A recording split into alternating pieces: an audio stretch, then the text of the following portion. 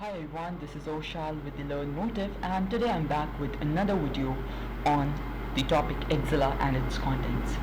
Before beginning the lesson, एक important बात बताता जाऊँ कि ये टॉपिक आपकी BCQs के हवाले से इसलिए इम्पॉर्टेंट है that you'll have to learn कि एक्जिला की फॉर्मेशन किन किन वॉल्स से हो रही है, जो कि हम आगे सरफेस एनाटॉमी में भी रिपीट करेंगे। साथ ही कौन कौन से स्ट्रक्चर्स इसकी बाउंड्रीज, इसकी वॉल्स को फॉर्म करते हैं और कौन से स्ट्रक्चर्स इसके अंदर से पास होते हैं। So let's quickly begin the video. Basically, axilla is actually a gateway between to the upper limb, providing an area of transition from the neck to the arm. और अगर देखा जाए, we'll have to have a look कि यहाँ पर walls पहले हम identify करेंगे। ये आपकी है medial wall, क्योंकि ये आपके मिड लाइन के करीब है, और जो इसके ऑपोजिट होगी that will be the lateral wall. अगर देखा जाए ऊपर की तरफ ये हो जाएगी आपकी एंटीरियर वॉल, नीचे की तरफ हो जाएगी आपकी पोस्टीरियर वॉल। अब इन दो स्ट्रक्चर्स की बात करें तो ये आपकी स्किन है जो कि फॉर्म करेगी this floor of the axilla, and then this is the inlet जहाँ से बहुत सारे स्ट्रक्चर्स पास होंगे फ्रॉम द एक्जिला। अब हम बारी बारी देखेंगे कि आपकी कौन सी वॉल कैसे फॉर्म हो रही है। So this will be a helpful diagram. अगर देखें तो आपका जो इनलेट है वो फॉर्म होगा by the lateral margin of the first rib, the clavicle and the superior margin of scapula to the coracoid process.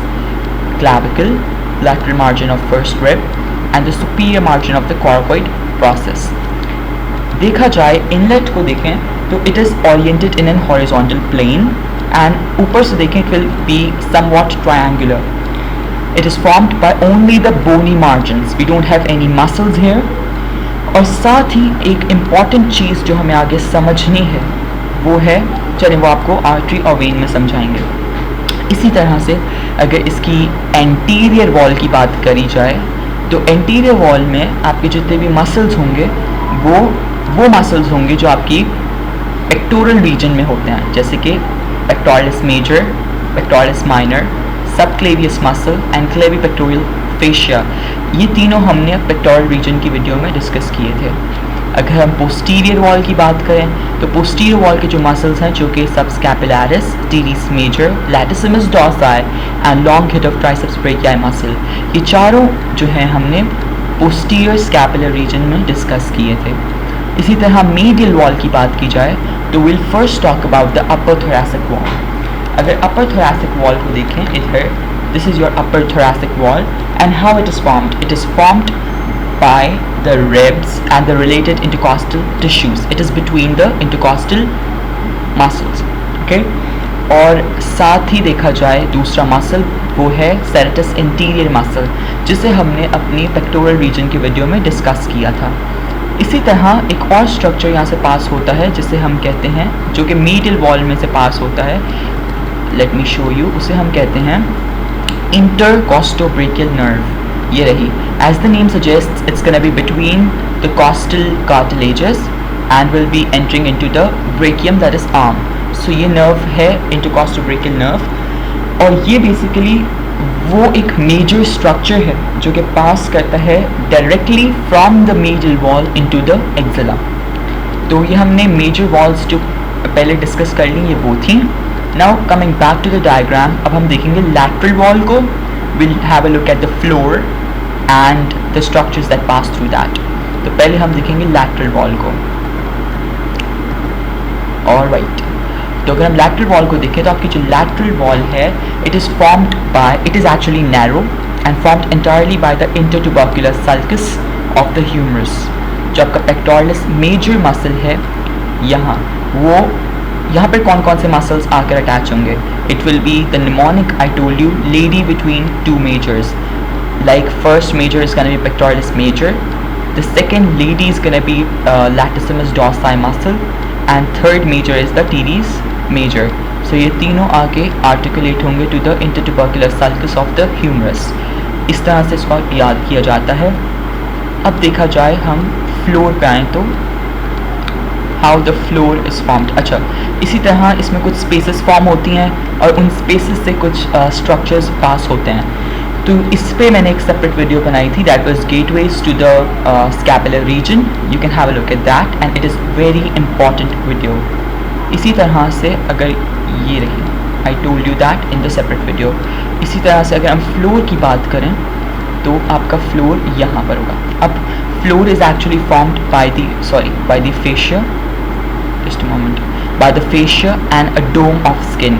ये रहा आपका डोम ऑफ स्किन, ठीक है। ये हम प्रॉपर्ली सर्फेस एनाटॉमी में भी पढ़ेंगे, then you better understand that. और साथ ही inferior margin of the walls जो होती हैं उनके बीच में ये स्किन इसके डिस्टेंस को स्पैन करते हैं, यानी कि उसके बीच में पास होता है। Then it is supported by which fascia, it is clavipectoral fascia. अगर देखा जाए इंफीरियरली बहुत सारे स्ट्रक्चर्स इसमें से पास होते हैं, यहाँ से ऐसे और ऊपर से नीचे की तरफ। ये आपकी पोस्टीरियर एक्सिलरी स्किन फोल्ड है, ऊपर की तरफ ये आपकी एंटीरियर एक्सिलरी स्किन फोल्ड है। Moving onwards, we have the contents of the axilla. So first of all, we'll be discussing the muscles and so let's begin with the muscles, जो कि है हमारे पास दो muscles, हम उनको यहीं पे डिस्कस कर लेंगे। Contents of axilla, it is very important with respect to the BCQs. First of all, we'll be having the biceps brachii muscle. अगर बाइसेप्स की बात करें, टोल्ड यू के ये दो मसल्स हम आगे फोर आर्म में भी डिस्कस करेंगे।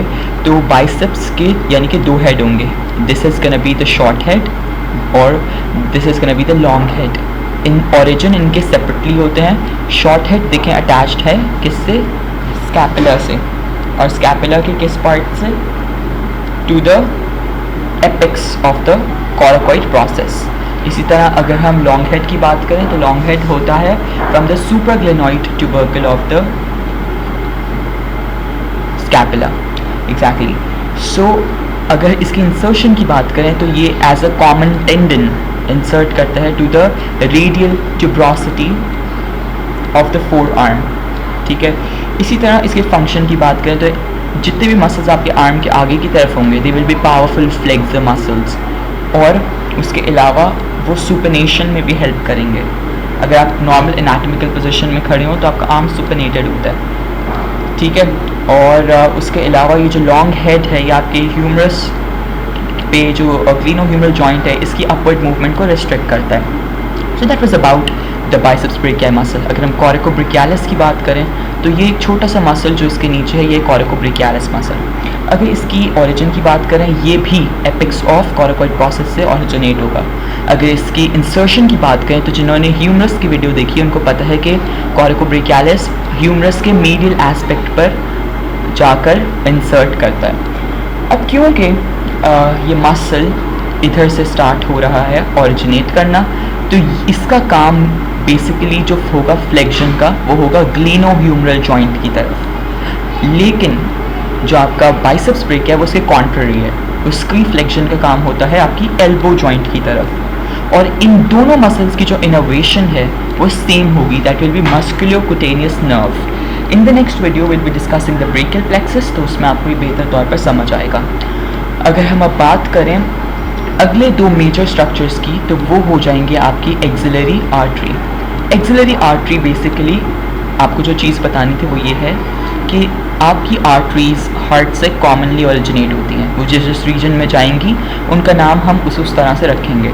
अब यहाँ से आपकी जब आर्टरी आती है, this is the subclavian artery, लेकिन वो जैसे ही lateral margin of first rib को पास करती है तो वो कहलाती है एक्सिलरी आर्टरी।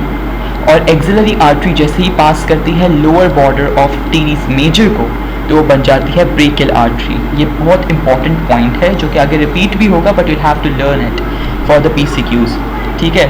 इसी तरह से अगर हम देखें तो आपकी एक्सिलरी आर्टरी सप्लाई करती है all the walls of the axilla को and more distal parts of the upper limb, ठीक है, नीचे वाले। देन व्हाट हैपन्स कि आपकी ये एक्सिलरी आर्टरी 3 पोर्शंस में डिवाइड हो जाती है, first one, second and third.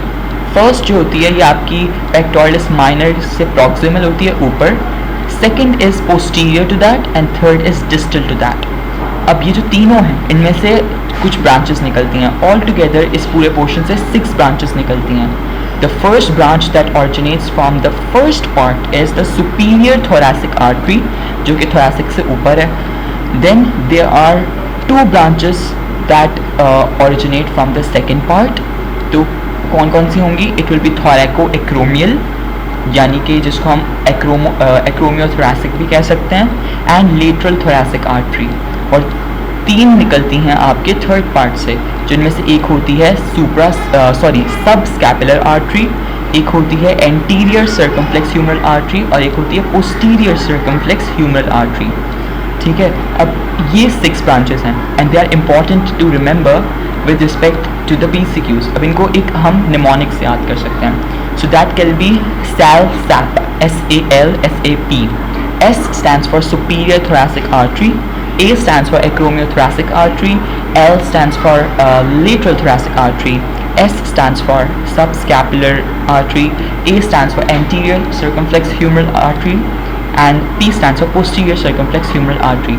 और अगर इस mnemonic को elaborate करें, you can say S for Sam, A for Amy, T for Tom, sent a picture. Sam, Amy, Tom sent a picture. So that is how I remember and learn these arteries.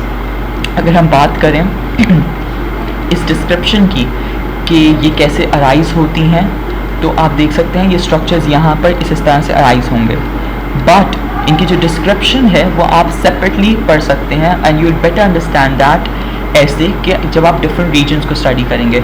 You remember कि मैंने यहाँ पर जितनी भी anterior posterior circumflex humeral arteries हैं इनको अपनी different videos में पहले डिस्कस किया है. इसी तरह थोरैकोक्रोमियल आर्टरी को भी डिस्कस किया है, और जिस तरह हमने लैटरल थोरैसिक नर्व को डिस्कस किया, साथ ही मैंने आपको लैटरल थोरैसिक आर्टरी के बारे में भी बताया है. So you can just go through that. This is a summary here. अब हम मूव करेंगे टूवर्ड्स द पार्ट जहाँ पर हम एक्सिलरी वेन को स्टडी करेंगे. अगर हम इस ग्रीन पोर्शन को देखें तो this is basically will be repeated in the video for the 4 arm. तो हम पहले बस इस पोर्शन को पढ़ेंगे. सो बेसिकली एक्सिलरी वेन का भी यही हिसाब होता है कि जैसे ही वो आपके एक्सिलरी वेन बेसिकली, अब हम कहते ये हैं कि आर्टरी जब डिवाइड होती है तो वो ब्रांचेस में डिवाइड होती है, लेकिन जब वेन डिवाइड होती है तो हम उसे ब्रांचेस नहीं, उसे ट्राइब्यूटरीज कहते हैं. इसी तरह से वेन, जो आपकी एक्सिलरी वेन है, वो डिस्टली प्रेजेंट होती है, और जैसे ही, और ये एक्सिलरी वेन बेसिकली आपकी एक्सिलरी आर्टरी के एंटीरियर एंड मीडियल एस्पेक्ट पर होती है. It is a large when and ये आपकी यहाँ से पहले तो पेयर्ड ब्रेकियल वेन्स और यहाँ पे बेसालिक वेन, ये 2 जुड़ेंगी तो फिर आपकी बनेगी एक कॉमन वेन जिसको हम कहते हैं एक्सिलरी वेन. ठीक है, और जैसे ही ये एक्सिलरी वेन पास करती है the lower border of teres major muscle, तो ये बन जाती है एक्सिलरी वेन. ठीक है, और फिर ये जाकर जैसे ही lateral margin of first rib को पास करती है तो ये बन जाती है सब क्लेवियन वेन.